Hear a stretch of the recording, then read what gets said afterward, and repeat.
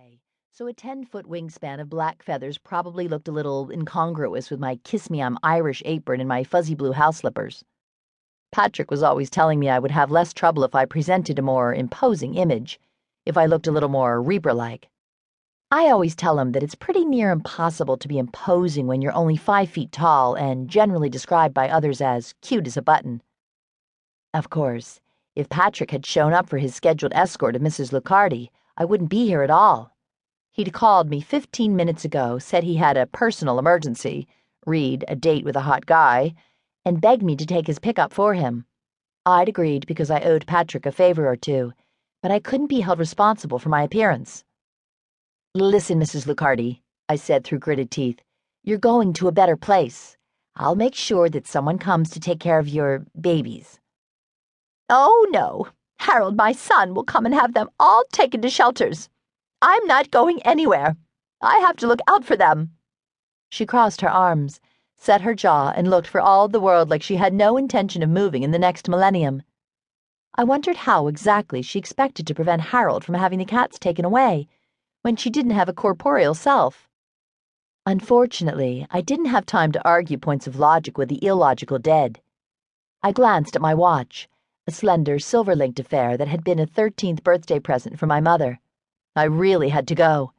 The potential tenant was scheduled to knock on my door in 15 minutes. It would probably take me that long to fly home. "Polly Francis Lucardi, will you permit me to untether your soul and escort you to the door?" I asked. "No!" "Polly Francis Lucardi, will you permit me to untether your soul and escort you to the door?" I asked again. "I already told you no!" I felt the familiar buildup of pressure in my chest that accompanied a magical binding. It was what I imagined it would be like to drown.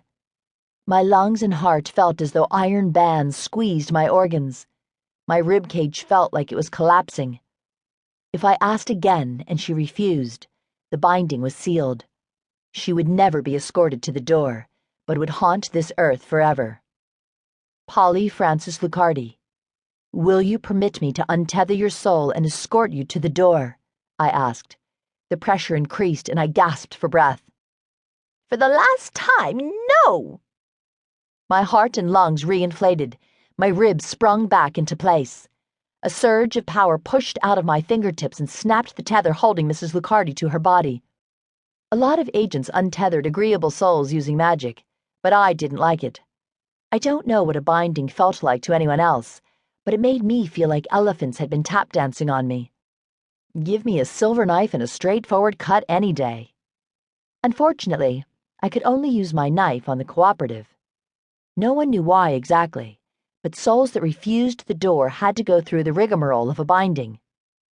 "Polly Francis Lucardi, by your own words and of your own volition, your soul is bound to this earth for eternity," I said, a little breathless.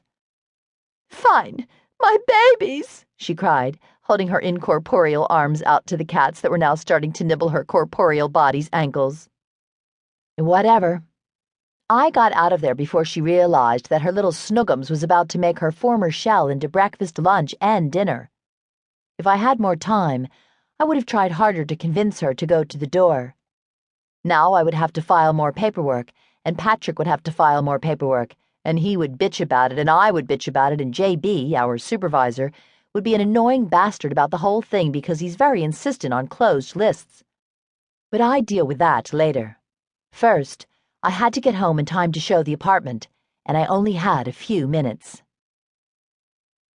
Death is just another bureaucracy, and in a bureaucracy so large, sometimes people fall through the cracks. There are plenty of reasons why people don't get an agented escort to the door, and they don't all have to do with kitty love. If a person suffers a violent death, they may leave their body involuntarily, snap the tether that binds them to their mortal self, and flee in anguish and madness before an agent arrives. Sometimes a soul will allow itself to be untethered, come along quietly, and then break away from the agent before they arrive at the door, fearful of what lies behind it. Sometimes an agent is hurt or killed, and that person's list may lie dormant for an hour or two until replacements are notified. If that happens, the window of opportunity may close. Souls might break their own tethers and wander free,